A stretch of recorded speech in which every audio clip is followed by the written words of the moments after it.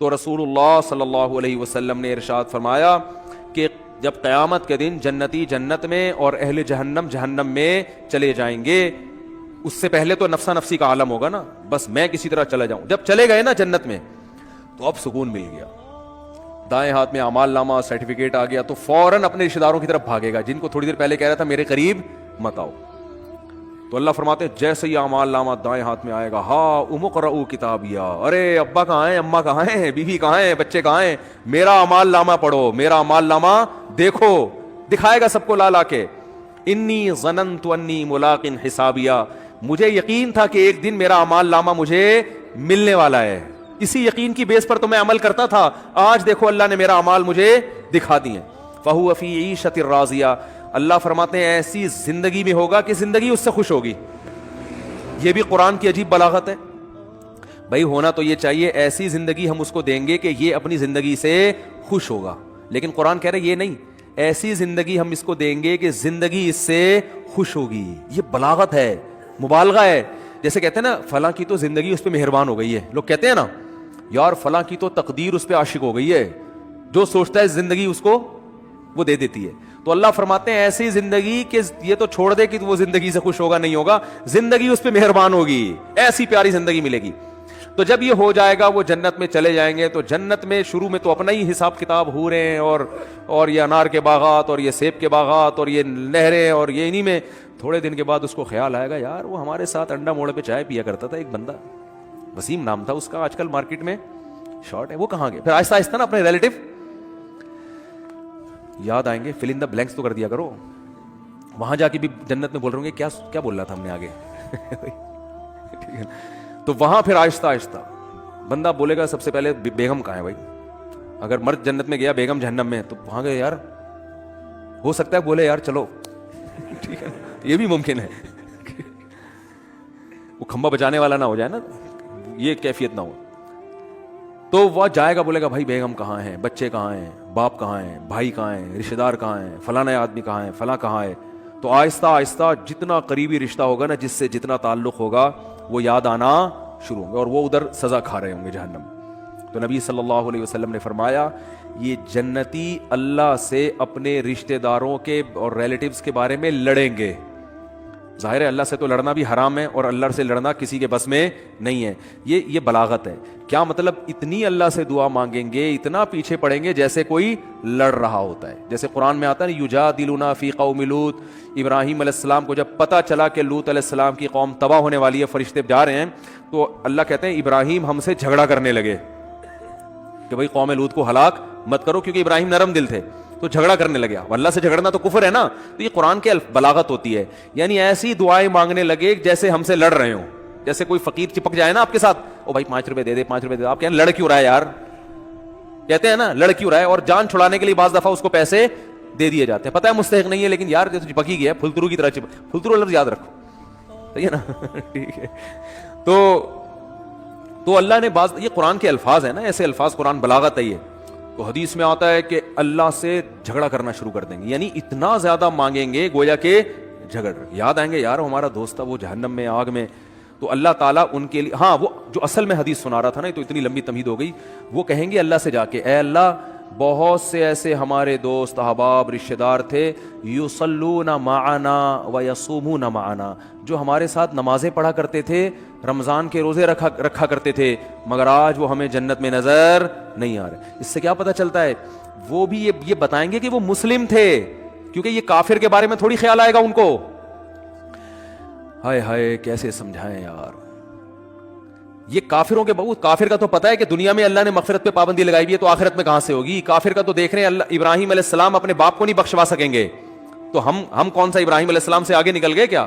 تو یہ اپنے مسلم ریلیٹیوز کے بارے میں، تو ان کا اسلام ثابت کرنے کے لیے اللہ کے سامنے حوالہ کیا دیں گے؟ اے اللہ وہ نماز بھی پابندی سے پڑھا رکھ کرتے تھے، رمضان کے روزے بھی رکھتے تھے، مسلم ہیں، لیکن آج ہمیں نظر نہیں آ رہے. گناہ تھے، زنا تھے، چوری تھی، کچھ بھی تھا. اس سے اندازہ لگاؤ وہاں بھی ان کو اپنے ریلیٹیوز کا مسلمان ہونا ثابت کرنے کے لیے شناختی کارڈ نہیں دکھائیں گے وہ کہ اللہ یہ دیکھو نادرا میں لکھا ہوا تھا انہوں نے اسلام. وہاں بھی اللہ ثبوت مانگے گا، اسلام کا ثبوت کیا تمہارے پاس؟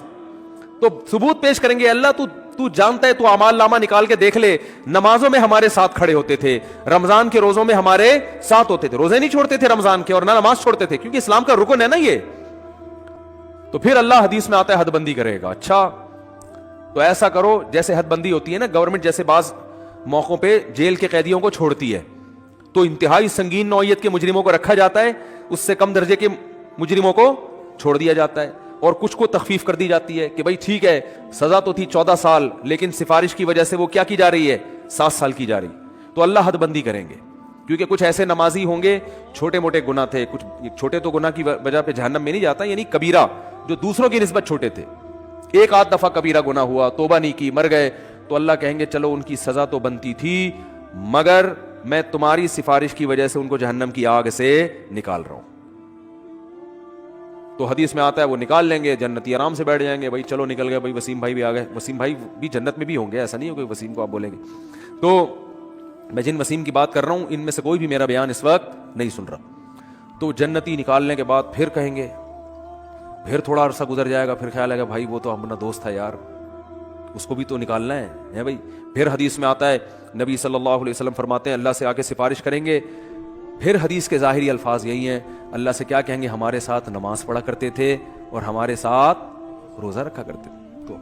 تو بے نمازی کا تو تذکرہ آ ہی نہیں رہا کہ جنت میں جائے گا. سمجھ میں آ رہی ہے بات؟ بے نمازی کا تو کہیں تذکرہ ہی نہیں آ رہا کہ بھئی اپنا اسلام تو ثابت کرو. تو حدیث میں آتا ہے کہ پھر اللہ تعالیٰ اور پھر حد بندی کریں گے, اور پھر کہیں گے چلو بھائی بے نمازی کا بھی آئے گا, بالکل اینڈ میں آئے گا وہ. یعنی یہ بھی یاد رکھیں گے اپنے نمازیوں کو کہ اللہ وہ تو مسلمان تھے, ہم ان کی گواہی دیتے ہیں اسلام کی. بالآخر یہ نکالتے نکالتے ختم.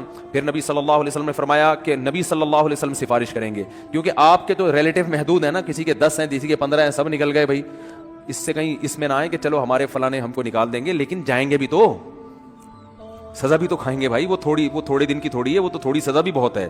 تو سفارش تو ہوگی, شفاعت بھی ہوگی, یقینا برحق اہل سنت والجماعت کا عقیدہ ہے کہ شفاعت ہوگی. جہنم میں جس کو جتنی سزا اس کی بنتی ہوگی نا, کافر کے علاوہ کسی کو بھی پوری سزا ملے گی نہیں. جیسے دنیا کا قانون ہوتا ہے نا, اتنے سال قید با مشقت, وہ ریٹرن میں کچھ اور ہوتا ہے, پریکٹیکلی کچھ اور ہوتا ہے. تو ریٹرن میں تو اللہ کے ہاں لکھا ہوا ہے کہ زانی اتنے سال جہنم میں جلے گا, قاتل اتنے سال جہنم میں جلے گا, فلاں اتنے سال, لیکن یہ ریٹرن میں اصل سزا وہی ہے. لیکن پریکٹیکلی کیا ہوگا کہ سفارشوں کی بیس پہ سزائیں کم ہوتی چلی جائیں گی. بھائی اس کے اتنے سال تھے اتنے کم ہو گئے, اتنے سال تھے اتنے کم ہو گئے. تو نبی صلی اللہ علیہ وسلم نے فرمایا, یہ بھی حدیث میں کمپلیٹ کر دیتا ہوں, اگرچہ یہ موضوع کا حصہ جتنا تھا وہ میں نے بیان کر دیا, لیکن بڑی دلچسپ حدیث ہے. آپ صلی اللہ علیہ وسلم نے فرمایا پھر نبی کا رشتہ امتیوں سے کس کا ہے, امتی ہونے کا. آپ صلی اللہ علیہ وسلم پھر اپنی امت کو نکالیں گے. وہ بھی اللہ حد بندی کرے گا کہ اتنے اس لیول کے لوگوں کو جن کے گناہ اس نوعیت کے تھے ان کو آپ کی سفارش سے نکالا جائے گا. یہاں تک کہ آپ صلی اللہ علیہ وسلم نے فرمایا کہ میں بھی سفارش ختم کر دوں گا, جتنے لوگوں کو نکالنا تھا. تو اللہ کہے گا کہ کوئی ہے مزید سفارش کرنے والا؟ آواز آئے گی بھئی اب کوئی بھی نہیں ہے. اللہ کیا کیا پیارے الفاظ ہیں یار حدیث کے. اللہ فرمائیں گے هل يبقى الا الرحمن, جو رحمان ہے سب سے زیادہ رحم کرنے والا وہ تو ابھی باقی ہے. یعنی تمہیں اگر ترس آ رہا ہے, کوئی تمہارا ماموں ہے, کوئی تمہارا چاچا ہے, کوئی تمہارا باپ ہے, تم ان رشتوں کی بیس پر, اور نبی ترس کھا رہے ہیں کہ میری امت ہے, تو اللہ فرمائیں گے میں تو رحمان ہوں اور یہ میری مخلوق ہے. میں تو رحمان ہوں نا, تو رحمان کیسے چھوڑ دے گا؟ وہ نہیں, وہ اپنی مرضی سے نہیں نکالے گا. تو نبی صلی اللہ علیہ وسلم نے فرمایا کہ اللہ تعالیٰ اعلان کریں گے کہ جس نے آدم سے لے کے آخری انسان جو قیامت تک آئے گا نا, کوئی بھی ایسا انسان جس نے کبھی کوئی نیکی نہ کی ہو, کچھ بھی اس کے اعمال میں خیر, صرف میری توحید پر ایمان رکھتا تھا, وہ صرف میری مانتا تھا میرا کوئی خدا ہے اور کیا ہے, اکیلا, بس اتنا اقرار کیا اس زبان سے, صرف دل میں مانتا تو فرعون بھی تھا, فرعون بھی مانتا تھا کہ ایک خدا ہے, زبان سے اقرار کیا, اور پوری زندگی میں ایک دفعہ من کان فی قلبہ مثقال حبۃ من خردل من ایمان, ایمان کا ایک معمولی سا رائے کی دانے کے برابر ذرہ بھی ہو, اور اس ذرے کی وجہ سے کبھی زندگی میں خیر نہ کی ہو, ساری زندگی اس کی بدعمالیوں سے بھری ہوئی ہے, لیکن ایک نیکی ہے, تو اس کو بھی نکال کے لے آؤ. تو حدیث میں آتا ہے اتنے خلقت نکلے گی نا, بڑے بڑے دنیا میں بدماش پیدا ہوئے ہیں بھائی, ساری زندگی قتل و غارت میں گزری, ساری زندگی برائیوں میں گزری. ہاں, اور یہ بھی آتا ہے حدیث میں کہ یہ اللہ اس وقت کریں گے یہ کام, ایک تو اللہ کہیں گے هل يبقى الا الرحمن, کہ رحمان باقی ہے. دوسرا اس وقت کی جو کافر ہے نا, وہ اہل ایمان کو تانا دے گا کہ یار ہم بھی برے تھے تم بھی برے, صحیح ہے نا, ہم غیر مسلم تھے اور تم اپنے آپ کو کیا کہتے تھے, تم ایک خدا کو مانتے تھے, تو تمہارے ایمان نے تمہیں کوئی فائدہ نہیں پہنچایا. ہمیں تم دنیا میں کہتے تھے اسلام قبول کرو, ایمان لے کر آؤ, تو بھائی انجام تو تمہارا بھی وہی ہے جو ہمارا ہے. تو قرآن کے حدیث میں آتا ہے اللہ تعالیٰ اس وقت جس کے دل میں بھی رائی کے دانے کے برابر بھی ایمان ہوگا نا, اللہ کہے گا میں اپنے ماننے والوں کو نہ ماننے والوں کے ساتھ نہیں رکھ سکتا. یہ غیرت کا مسئلہ ہے. تبھی لوگ کہتے ہیں نا غیر مسلم اتنے نیک اچھے اعمال کر رہے ہوتے ہیں, وہ جہنم میں کیوں جائیں گے؟ او بھائی غیرت کا مسئلہ ہوتا ہے. آپ کی فرض کرو 2 بیویاں ہیں, ایک بہت خدمت گزار ہے, لیکن وہ کہتی ہے کہ بھائی میں آپ کی بیوی بھی ہوں, اور وہ جو فلاں جو ہے نا سبکتگین, ایسا نام نہ لو کہ وسیم ستار کو غصہ آ جائے نا, وہ بہت مشکل سا نام کوئی بتاؤ, سبکتگین بھی نام ہوتا ہے نا, کیونکہ یہ غیرت والا مثال ہے. سبکتگین نہیں بھائی, کچھ بھی بتا لو یار, ابے کوئی ایسا مشکل سا نام بتاؤ دنیا میں کسی کا ہوتا ہی نہیں ہے. ABCD, صحیح ہے نا. وہ آپ کی 2 بیویاں تھیں, ایک اکڑ والی, مانتی نہیں ہے بات کو, چائے کا بولو نہیں پکا کے لائے گی, آپ بولو بھائی کھانا پکاؤ نہیں پکائے گی, ہر وقت بس زبانی بد کلامی. لیکن جب اس سے پوچھا آپ کے میاں کون ہے, بھائی یہ میرے میاں ہے بس, ٹھیک ہے میں نہیں مانتی, ان کی ایک نہیں مانتی, لیکن ہے یہ میرے میاں, مجھے ماننا چاہیے ان کی, مجھے ان کا احترام کرنا چاہیے, لیکن اسے ہوتا نہیں ہے, اوپر سے فالٹ چلا رہا ہے, ہمارے خاندانی مسئلہ ہے, یہ آپس کی بات ہے ہماری, لیکن ہے بھائی یہ میرا میاں, اس کے علاوہ میں کسی اور سے محبت نہیں کر سکتی. میاں والی جو محبت ہے وہ اسی سے ہوگی. دوسری بڑی فرما بردار ہے, او بھائی جب چائے کا بولا بٹن دباؤ چائے آ رہی ہے, ایئر ہوسٹس والے اخلاق رکھے ہوئے, اس نے ٹریننگ وہاں سے لی ہوئی ہے, اس کی والدہ نہیں سکھائے اس کو یہ آداب تمیز. لیکن وہ آفس میں بھی آپ کے کسی دوست سے بھی اس کے سلام دعا بہت اچھی ہنس ہنس کے بات کرتی ہے. آپ جب کہتے ہیں بیگم مجھے بڑی غیرت آتی ہے, تو کہتے ہیں کیا ہو گیا, براڈ مائنڈڈ بنو, اگر تم سے میں محبت کر سکتی ہوں تو میرا پرانا بوائے فرینڈ ہے وہ, مجھے اس سے بھی وہی عشق ہے جو تم سے, بلکہ اسے تھوڑا زیادہ ہے, اتفاق سے شادی تم سے ہو گئی میری, چاہتی تو میں تھی وہاں ہو, لیکن اب ہو گئی ہے, مجبوری میں گزارا کر رہی ہوں, نادرا میں سرٹیفکیٹ بن گیا, پھر دوبارہ سے 4-5 ہزار روپے کا خرچہ آئے گا, وہیں رہنے تو کاغذ میں رہنے تو, لیکن ویسے مجھے محبت اس سے ہے. رکھو گے غیرت اگر ہوگی تو, بولا کہ بھائی وہ جو ہے نا, جو ایک ذرا بھی خدمت نہیں کرتی, کم از کم مجھے اطمینان ہے کہ صرف کس کو مانتی ہے, شوہر مجھے مانتی, اور یہ تو اتنی وفادار ہے نا, تو وفادار تو میں گھر میں کوئی ماسی لا کے رکھ لوں گا, بٹن دباؤ اس سے زیادہ کام کرے گی. ماسیاں زیادہ کام کر لیتی ہیں نا. کیا ہو گیا بھائی, ماسی کو تو پوچھا لگانے کا بولو پوچھا لگائے گی, بیگم کو بولو پوچھا لگانے, تو کہے گی میں کیا پوچھا لگانے کے لیے آئی ہوئی یہاں پہ, اس لیے مجھ سے شادی کی تھی پوچھے لگوانے کے لیے, وہ تانا دے گی آخر, ماسی تھوڑی تانا دے گی. تو بیوی کی ڈیفینیشن میں سب سے پہلے یہ کہ وہ آپ کے علاوہ کسی اور کو شوہر نہ مانتی ہو, باقی محبت کرے کسی سے, ابا سے باپ والی, بھائیوں سے بھائی والی, لیکن جو شوہر سے جس طرح کی محبت کی جاتی ہے, عشق کیا جاتا ہے, وہ صرف میاں ہی ہے. تو جیسے میرے بھائی مرد اس معاملے میں شرکت برداشت نہیں کرتا, اگر غیرت ہوگی تو اللہ بھی کہتا ہے بھائی تم کتنے بڑے سائنسدان ہو, تم کتنے بڑے فنٹر ہو, تم نے ساری انسانیت کی خدمت کر کر کے ان کے پیٹ بھرے, اگر میرے ساتھ کسی اور کو بھی خدا مانتے ہو تو ان نیکیوں کا بدلہ پھر اسی سے جا کے لو. میں تو آج جو میرے اپنے تھے ان کو اپنے غیروں سے ممتاز اور جدا کروں گا, چاہے غیر کتنے بظاہر اچھے ہوں اور میرے اپنے کتنے نالائق کیوں نہ ہو. اس لیے ایمان اور توحید سے بڑی کوئی نعمت نہیں ہے. مسلمان کتنا ہی گناہگار ہو, اس کائنات کو جو چلانے والا, بنانے والا, جنت جہنم پیدا کرنے والا, اس کو مانتا ہے کہ اللہ ہوں میں تیرا, بے شک نالائق ہوں, بے شک نافرمان ہوں.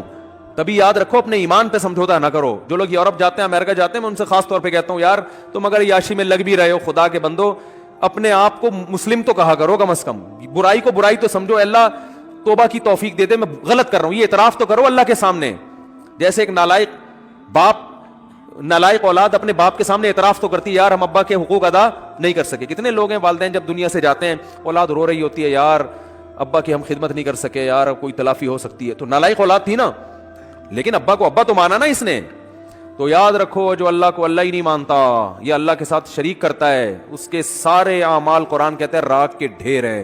جیسے پھونک لگاؤ سارے اعمال اڑ گئے, پورا پہاڑ اڑ جائے گا نا, پھونک دیکھنے میں بہت ہے, اللہ فرماتے ہیں ایسا ہی ہوگا. تو نبی صلی اللہ علیہ وسلم نے فرمایا سب سے جو رائی کے دانے کے برابر بھی توحید کا قائل تھا نا, اس کو بھی اللہ نکال لے گا. تو اس لیے جہنم میں صرف وہی رہے گا جو مشرک ہے, جو کفر پہ مرا, جو قرآن کا, اللہ کے رسولوں کا انکار کرتا ہے. اس کے علاوہ جو بھی ایمان کی حالت میں جائے گا بالآخر ایک نہ ایک دن وہ نکلے گا.